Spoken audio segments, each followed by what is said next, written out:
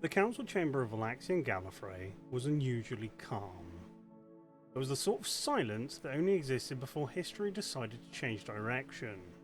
Lady Rowan Thursday was among the first to arrive, offering a polite greeting as she adjusted the uncomfortable ceremonial collar around her neck.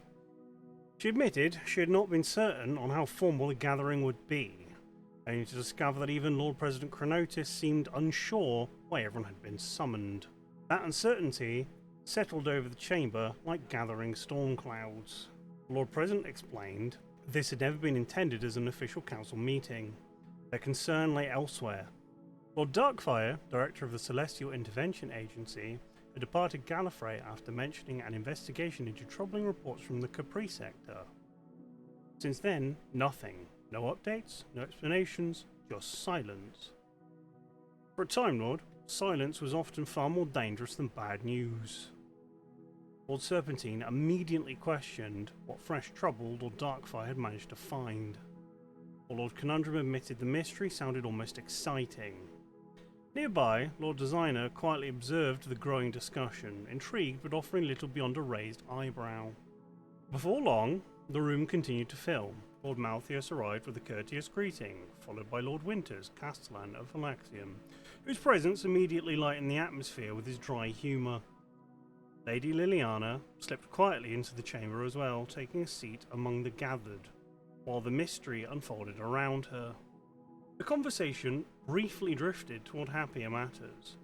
Lady Rowan asked after Lady Roxy, whose recent regeneration had become the subject of quiet curiosity throughout Gallifrey. Lord President Chronotis smiled, as he explained that she was becoming acquainted with her new TARDIS.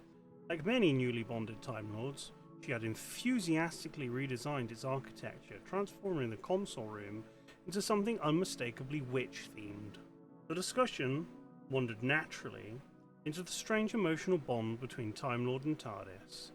Lady Rowan spoke thoughtfully about the relationship, describing how a ship's architecture was more than simple design. To a TARDIS, rooms were conversations, corridors were emotions given shape.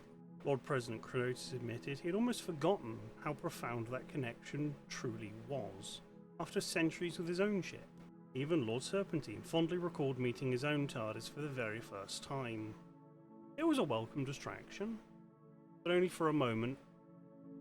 Eventually, the Lord President returned to the real issue. Had anyone heard from Lord Darkfyre? Every answer was the same. No. The Celestial Intervention Agency remained as secretive as ever. Lord Conundrum confessed that the agency rarely shared its activities with anyone outside its inner circle.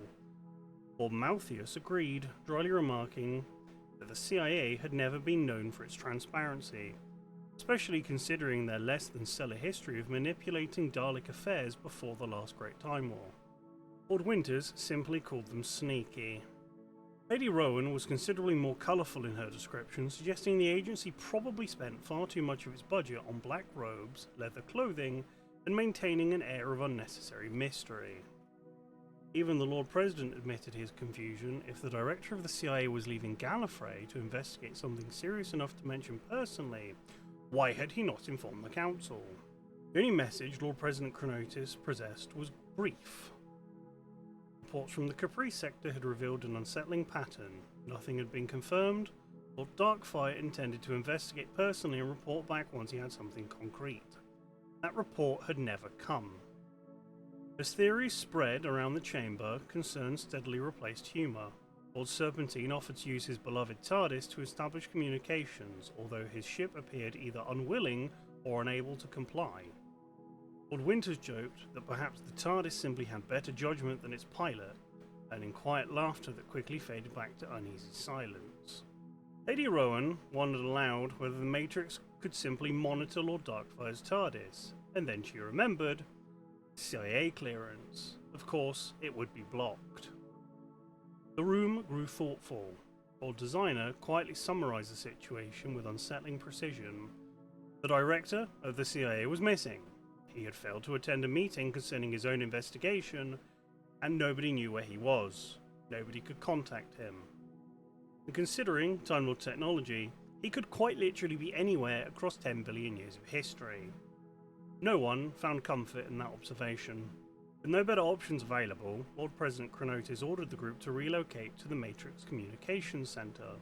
The walk itself became an unexpected source of amusement. Lord Conundrum dramatically complained that his legs were exhausted from the endless walking around the capital.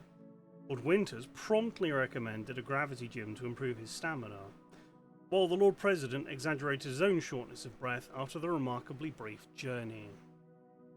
For just a few moments, the mystery seemed to loosen its grip. Then the Matrix came alive. Lady Rowan volunteered to search the archives while the others gathered behind her. She uncovered information on Khepri 3, a relatively obscure world once connected to the Sirenic Empire. Its atmosphere was unpleasant, and its history was largely unremarkable. Until she noticed something that should not have existed. Several nearby civilizations had undergone catastrophic collapses that were absent from the expected web of time. History itself appeared wrong. The discovery silenced the room. Lord Designer frowned immediately. Lord Winters observed that someone appeared to be tampering with the natural flow of history. Lord Serpentine reminded everyone that such crimes were among the gravest imaginable to Gallifrey. The investigation continued, and another reference surfaced. Torchwood. The name meant nothing to Lady Rowan beyond sounding strangely suggestive, but Lord Designer immediately recognised it from his own experiences working alongside the Earth organisation in different centuries. He carefully explained Torchwood's long history protecting Earth, or questioning how it could possibly connect events so far beyond Sol 3.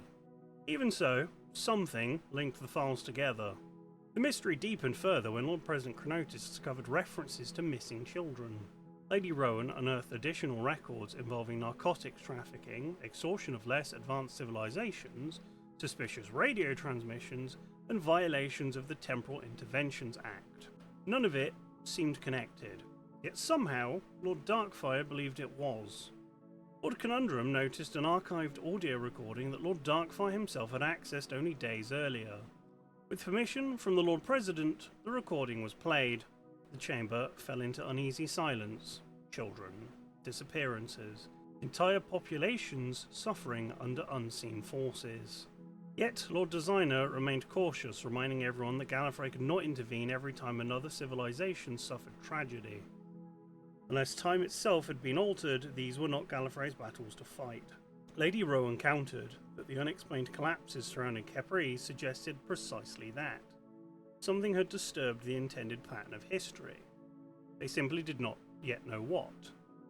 Then everything changed. As the debate continued, Lord President Chronotis felt his communicator vibrate. The room instinctively fell silent. He read only the subject line. Urgent. Galactic regional threat identified. Intervention required. Location, Khepri 3. Reason, the 456 positively identified. The words echoed throughout the Matrix chamber. Lord Conundrum looked completely baffled. Lord Serpentine asked what a 456 even was. Lord Malthius deadpanned that it sounded suspiciously like a bus route. Only Lord Designer's expression darkened. He knew the name.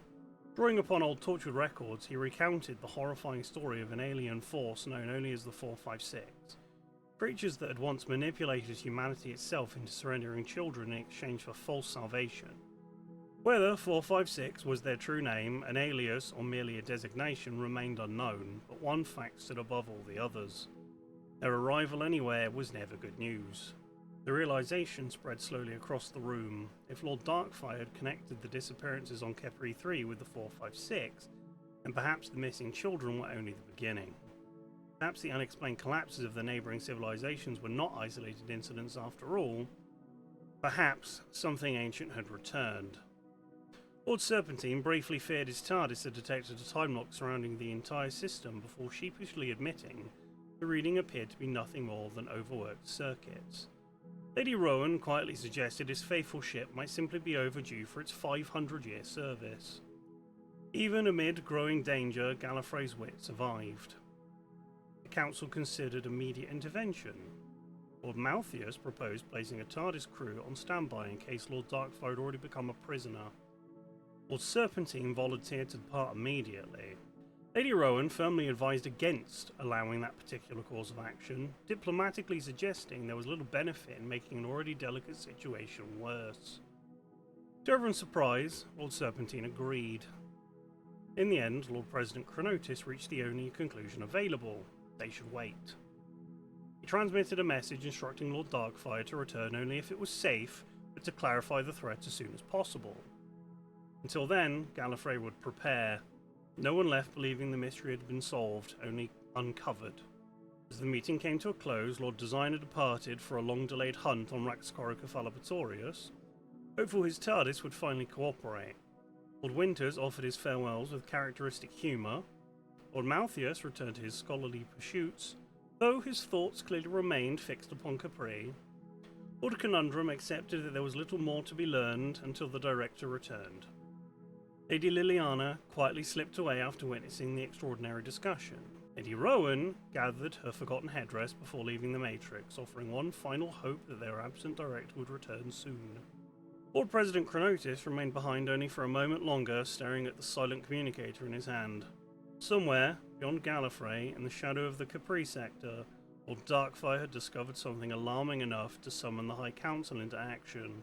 The question was no longer whether danger existed, the question was whether Gallifrey had arrived too late.